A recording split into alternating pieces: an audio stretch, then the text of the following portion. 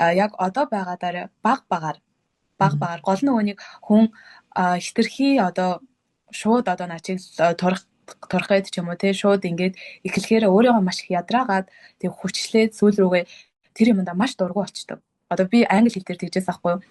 Эхлээд шууд ингээд бөмбөгтгөж үзэл баг нэг цаг өөрийгөө тэр англи хэлтэй зуралд болохаар суулгах гэж үзэл сүүл рүүгээ би бүр англи хэл сурна гэдэг үгийг ч сонсмооргүй бүр англи хэлнийхаа номыг ч онгойлгомооргүй санагдчихсэн заяа.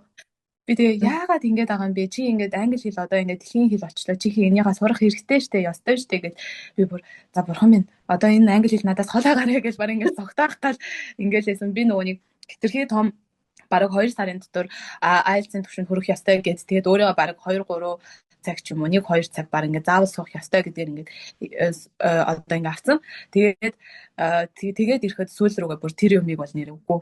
Ингээл тэгээд дараа нэг за чи зүгээр л 10 минут энэ үгийг цээжлэхээ сууч.